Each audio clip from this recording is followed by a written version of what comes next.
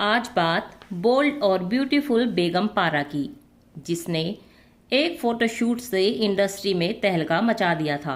चाहे हिंदी सिनेमा का सुनहरा दौर रहा हो या फिर आज का दौर, फिल्म स्टार्स की जिंदगी में खूब विवाद हुए और बवाल भी मचा। कुछ की जिंदगी में तो ऐसे ऐसे विवाद हुए जिन्होंने उनकी जिंदगी तबाह कर दी। पर बॉलीवुड में एक ऐसी भी एक्ट्रेस रही जिसने कभी ना तो लोगों की परवाह की और ना ही उनकी सोच की।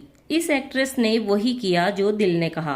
हम आज आपको अपने जमाने की उसी खूबसूरत अदाकारा बेगम पारा के बारे में बताने जा रहे हैं। वो एक ऐसी हीरोइन थी जो उस दौर से भी बहुत आगे थी, जिस दौर में हीरोइनें फिल्मों में रोमांस करना तो दूर, स्कर्ट पहनने से भी हिचकिचाती थी। जुबैदा उल हक यानी बेगम पारा का जन्म 25 दिसंबर 1926 को झेलम में हुआ। उनके पिता एहसान उल हक अंग्रेजी हुकूमत में जाने माने जज थे। उनकी ट्रांसफर अलग अलग रियासतों में होती रहती थी। असल में वो जालंधर के रहने वाले थे। बेगम पारा थोड़ी बड़ी हुई तो उन्हें अलीगढ़ के एक हॉस्टल में दाखिला दिला दिया गया। वहां बेगम पारा ने 12वीं तक की पढ़ाई की। उनका घर काफी खुले विचारों का था। इस बात का यूं पता चलता है कि बेगम पारा के बड़े भाई मसरूरुल हक जब बाटा कंपनी कोलकाता में नौकरी करते थे तो उन्होंने बंगाली एक्ट्रेस प्रोतिमा दास के साथ लव मैरिज कर ली थी। पर उनके घर में किसी ने इस बात का विरोध नहीं किया, ना ही कोई इसके खिलाफ था। शादी के बाद मसरूरुल हक अपनी पत्नी प्रोतिमा के साथ मुंबई आ गए। प्रोतिमा दास ने 1943 में A.R. कारदार की फिल्म नमस्ते में एज अ हीरोइन काम किया था। बेगम पारा जब भी भाई भाभी से मिलने मुंबई आती तो वहाँ की चकाचौंध और ग्लैमर उन्हें खूब आकर्षित करता। वह भाभी एक्ट्रेस प्रोतिमा के साथ कई बार शूट पर जाती। लोग बेगम पारा को देखते तो देखते ही रह जाते। वो उन्हें फिल्में भी ऑफर करते। इसी तरह बेगम पारा अपनी भाभी के साथ एक पार्टी में गई तो शशधर मुखर्जी और देविका रानी ने उन्हें एक फिल्म ऑफर की। यहीं से बेगम पारा की फिल्मों में एंट्री हो गई। 1946 में बेगम पारा की 2 फिल्में आई, शालीमार और सोनी महिवाल। 1947 में 4 फिल्में आई, जंजीर, मेहंदी, दुनिया एक सराय और नीलकमल। केदार शर्मा की फिल्म नीलकमल में सेकंड हीरोइन का काम किया। Raj Kapoor as a lead hero, Madhubala as a lead heroine इस फिल्म में काम कर रही थी। ये इन दोनों की पहली फिल्म थी। 1948 में बेगम पारा की 4 फिल्में आई, झरना, शहनाज, सुहागरात, सुहागी। 1949 में एक फिल्म आई। 1950 में 2 फिल्में आई। 1951 में बेगम पारा की फिल्म उस्ताद पेड्रो आई और 1951 में ही कुछ ऐसा हुआ जिसने बेगम पारा को बहुत मशहूर कर दिया। बेगम पारा को 50 के दशक की बॉलीवुड की ग्लैमर गर्ल माना जाता था। इसी वजह से तब लाइफ मैगजीन ने बेगम पारा की दिलकश तस्वीरों पर एक स्पेशल सेगमेंट भी जारी किया। बेगम पारा ने लाइफ मैगजीन के लिए सफेद रंग की साड़ी पहनकर सिगरेट के कश लगाते हुए फोटोशूट करवाया था। इस फोटोशूट ने हर किसी को हैरान कर दिया था। कोई सोच भी नहीं सकता था कि कोई हीरोइन ऐसा भी कर सकती है, लेकिन बेगम पारा ने कर दिखाया।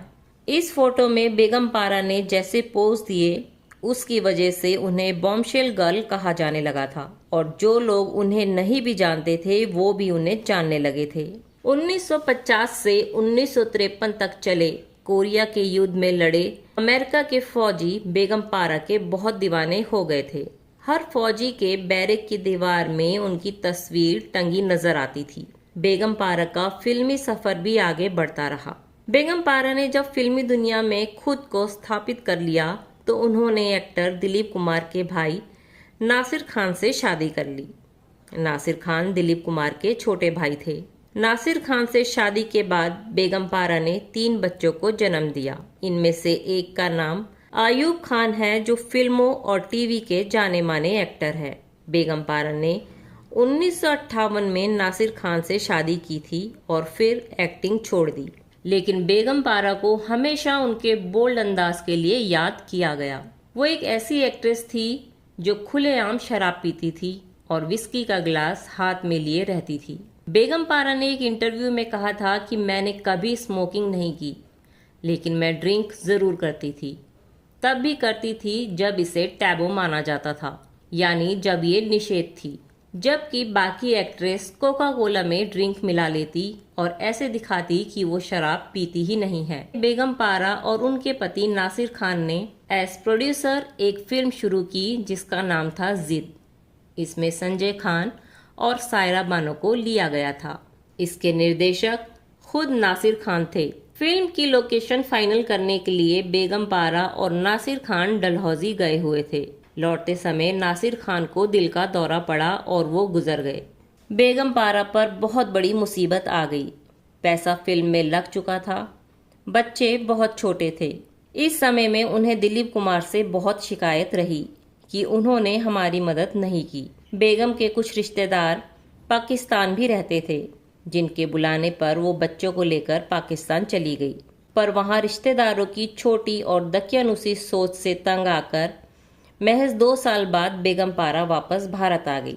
उनकी बड़ी बहन जरीना इंडिया में ही रहती थी। जरीना रुखसाना सुल्ताना की माँ थी, यानी अमृता सिंह की नानी। बेगम पारा ने कई सालों बाद 2008 में सोनम कपूर स्टारर सांवरिया में काम किया था। इसे संजय लीला भंसाली ने डायरेक्ट किया था। इस फिल्म में बेगम पारा सोनम कपूर की दादी बनी थी और इसी साल बेगम पारा का 2008 में निधन हो गया। उनकी मौत नींद में ही हो गई थी। तब उनकी उम्र 82 साल की थी। बेगम पारा के बारे में ये खास जानकारी यहीं तक। जानकारी पसंद आई हो तो वीडियो को लाइक करें और चैनल को सब्सक्राइब करना ना भूलें।